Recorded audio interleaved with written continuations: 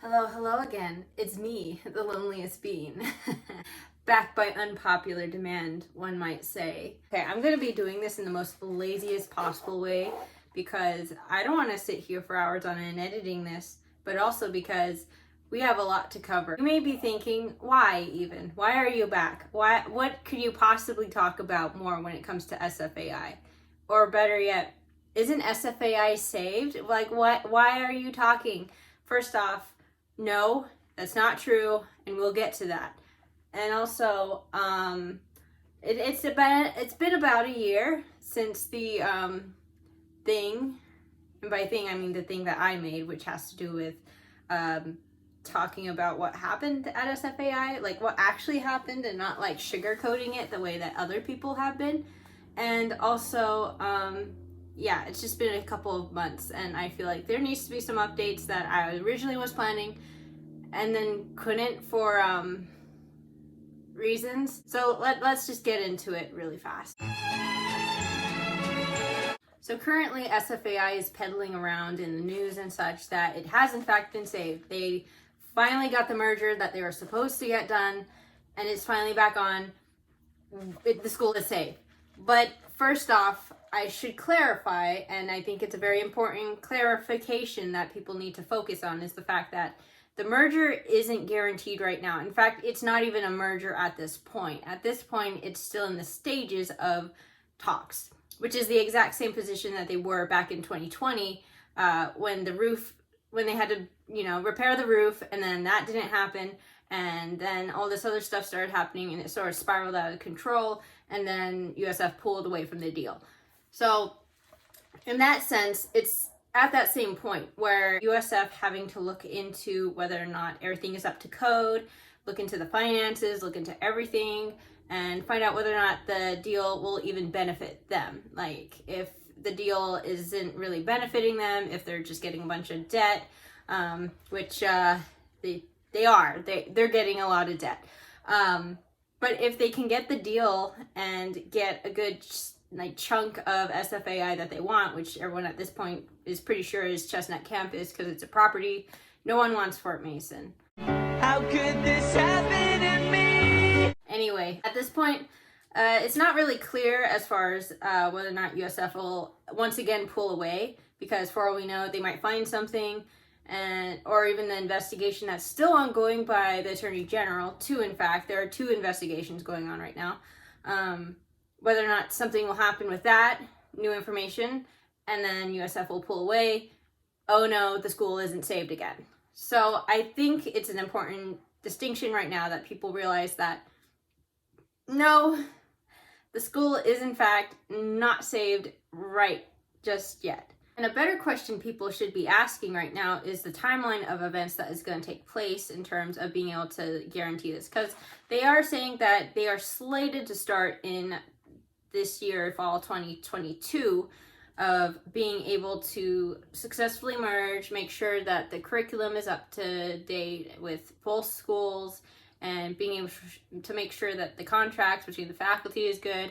Which, by the way, side note, both schools aren't very pro-union, and before everyone starts freaking out over union stuff, I think it's important that we remember that when it comes to San Francisco, of all places, you can't really live normally. You need a lot more jobs, you need a lot more financial stability.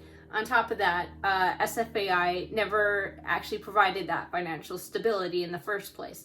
They never really paid their faculty, aka their teachers/professors, a very good wage, even those who have been there for 20 years. In fact, that's why a lot of people have stepped away from SFAI since then, because of the fact that they realize it's a sinking ship. And also their blind love couldn't just keep them hooked in. On top of that, it became very apparent, especially during the stuff that's been going on for the past 2 years. SFAI doesn't have the ability to provide even basic services for its staff and faculty and such. Well, I mean the staff and the administration, of course, but really their faculty never really got things like health benefits and being able to make sure that they can get proper care if they needed, which at this point we know a lot of people need. And so That's where the unions come in, but obviously if both institutions don't approve of unions, it's going to be very hard to tell if professors are even going to be able to get what they require and what they really need to even survive in San Francisco. And so I think that's an important thing to put a pin in as well, of who's really benefiting from this deal. Clearly not going to be faculty, that's for sure. The people who are putting up their, who are trying to provide this education to people. At the very least, it's not going to be at the level that it should be, which, is the case right now. But at the same time, if you're moving forward, as you're supposedly saying, you should probably move forward in that sense as well. And I've also heard things about how this deal is going to definitely benefit students because of the fact that students will be able to get a discount for education from USF and such, which is not true. USF's tuition is higher. There's a lot of questions that I think a lot of people need to ask. Obviously, they have a lot more things to think about. For example, so as we all know, the administration disbanded student government back in 2020 because they realized all of Student Alliance specifically was being too vocal. Therefore, let's just get them out of here right now. We don't need them anymore. Goodbye.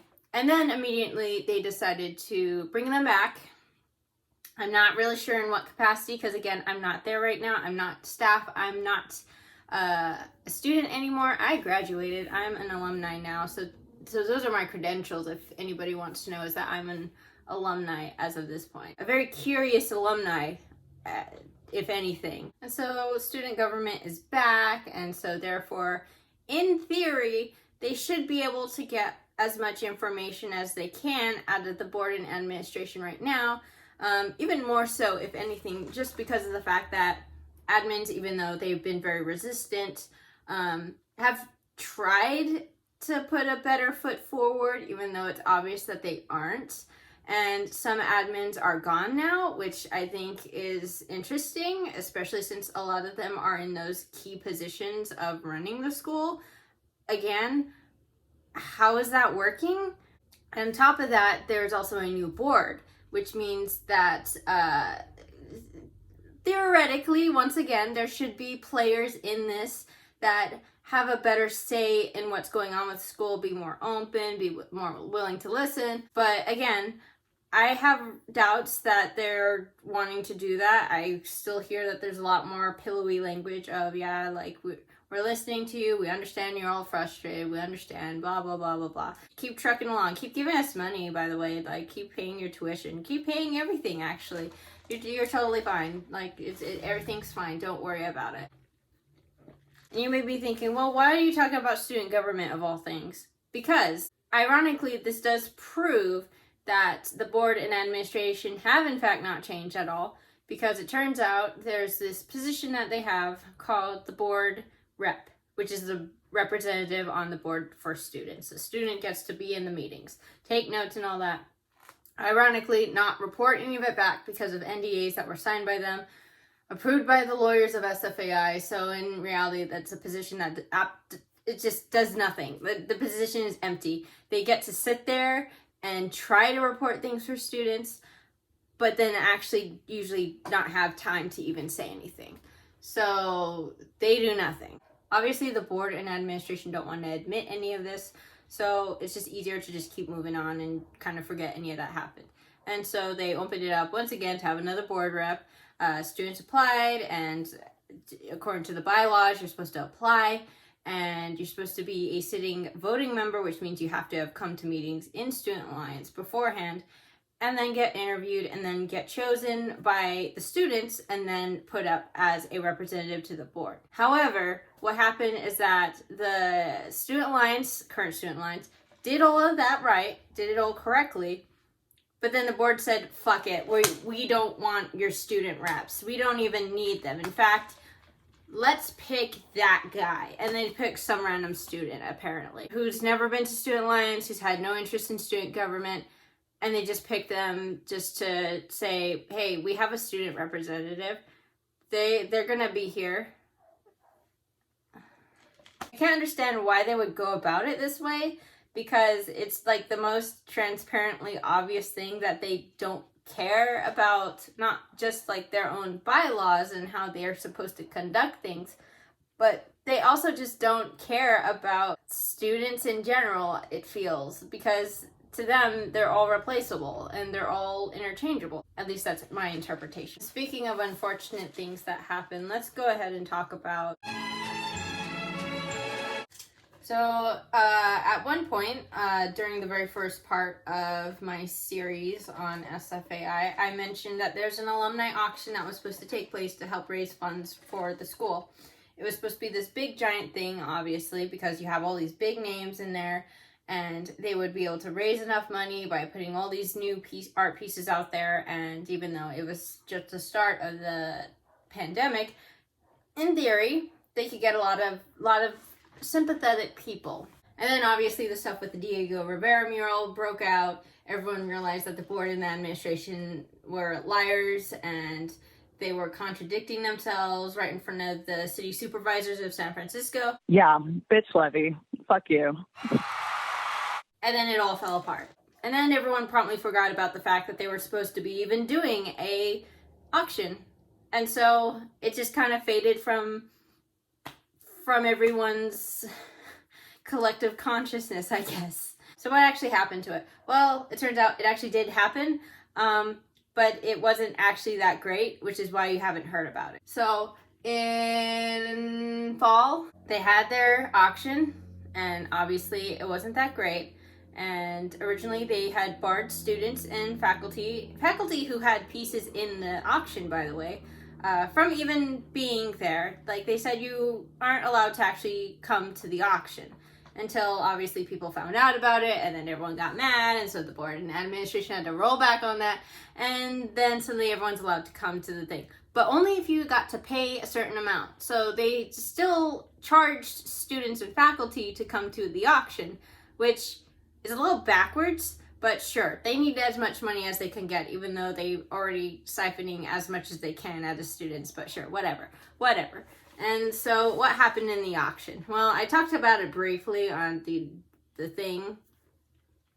And what happened was that, as much as they like to say it was very productive, it in fact wasn't. So typically when it comes to auctions, it's dictated a lot by who's actually in it, and sounds very elitist, and that's exactly what it is.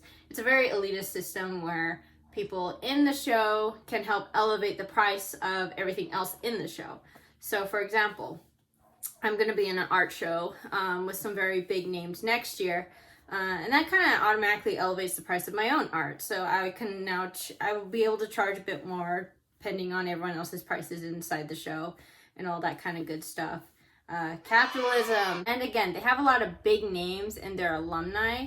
And so in theory, they can easily make millions and millions of dollars off of just a handful of their alumni who are the very big names.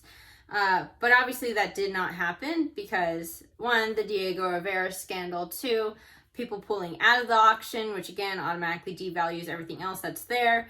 And then two, they just aren't good at this. Guys, a good example of this would be the fact that previous board member Jeremy Stone, aka Gaslighting Queen, she decided to rub elbows with the auction house because obviously she knows them, and instead of paying the fees for them and such, she gave them a ticket and said, here you go, it's a ticket, you can buy whatever you want in the auction, like just buy whatever you want.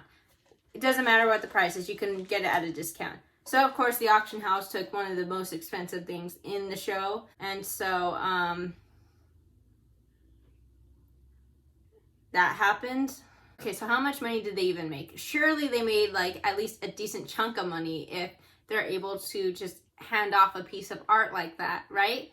No, they didn't even make $1 million. And again, for people who don't understand, like, oh, but that's still a lot of money, right? No. Again, they need a decent chunk of money in order to pay just their staff and administration, and then their faculty. There's also Fort Mason, that eyesore, you know, that thing that they have to pay like $3 million a year just to sustain, and also try to keep on top of the interest rate because it's just ballooning at this point. Yeah, so even if you think like, oh, they made at least $1 million, wow, that's so much money. No, it's not. Not for them, not for their situation.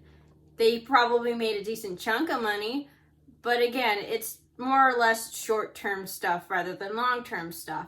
And at this point, they need to have a long-term plan, otherwise they're just going to fall apart. And that does require them to think a bit more ahead rather than having to just once again patch the holes rather than fixing them entirely. And I don't really have a good transition to the next topic.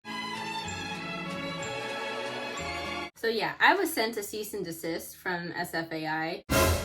So some people might think, oh, you were sent it because of your series, right? Not exactly. People obviously have issues with the fact that I put faces and names inside the thing, because I do think it's important that we criticize people for what they've done, but also because if you work inside a public sort of figure role, you got to be criticized by the public, and something like education, that's going to happen. In fact, we had a discussion from an alumni who actually gave a talk on that sort of thing.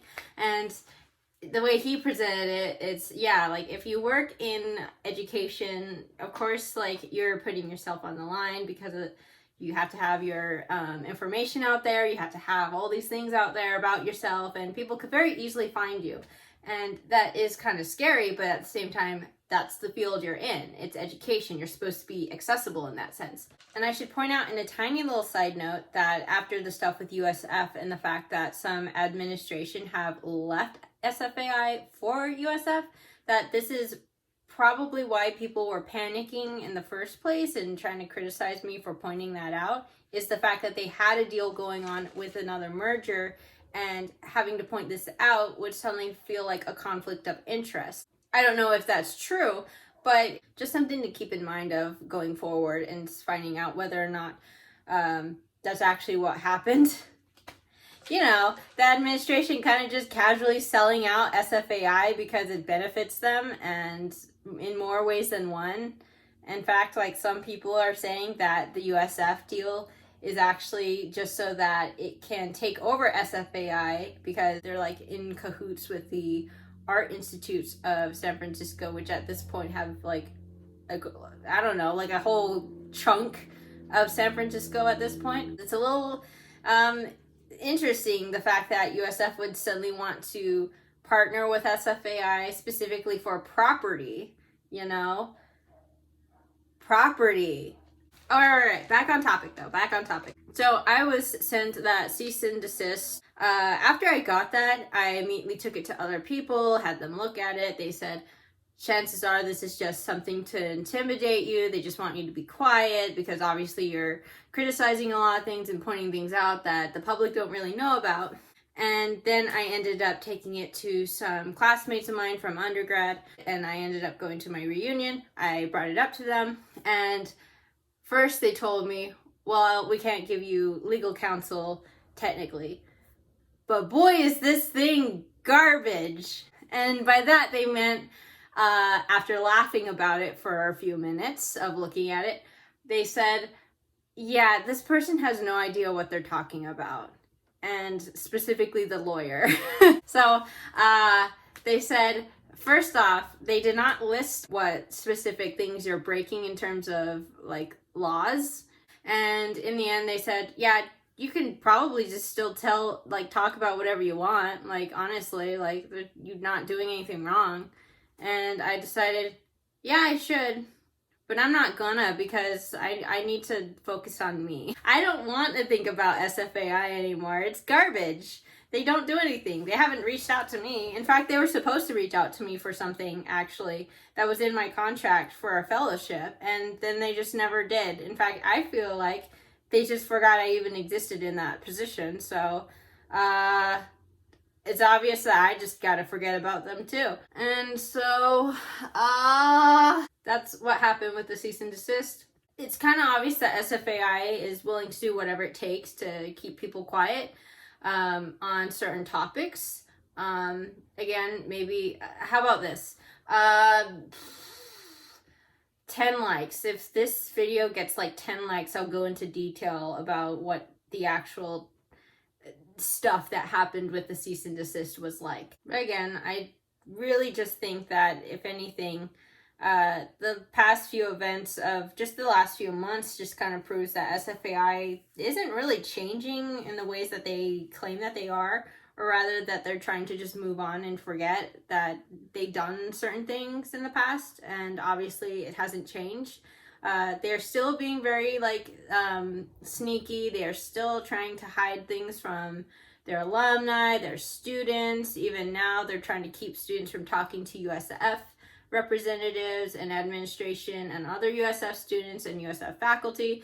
So obviously they are still doing that thing that they did in 2020, which is that they're keeping people separate in order to feed certain information rather than being upfront and presenting everything all at once. So in the end, I don't think the actual merger that's going to take place is going to be beneficial to anybody, really. Probably USF, because obviously they're in the they can bargain for more. Obviously SFAI people, whether or not they get an actual position in USF that they can have, they can easily just wipe their hands of all of this and finally retire and then be gone. I hear that's what the tenured faculty want to do. I hear that they want to be able to finally get retirement benefits from USF, which good for them. They kind of need it. A couple of them probably really need it. I really think that people just need to be asking questions. People need to be asking a lot more questions than they are, as far as like what's actually happening and what's going to happen, and find out whether some of these like details are, I don't have any other opinions right now. Again, I was trying to wipe my hands of everything, but obviously people still send me things. Send me some things. Send me more cease and desist. Send me more information. Send me some rumors about people that you've heard from SFAI. And people should probably ask whether or not Triple H, who's working at USF, purposefully left just so that she can tout around the campus officials around SFAI, because it's just more beneficial for all parties, and because she's clearly still in everyone's pockets at SFAI. Anyway, bye!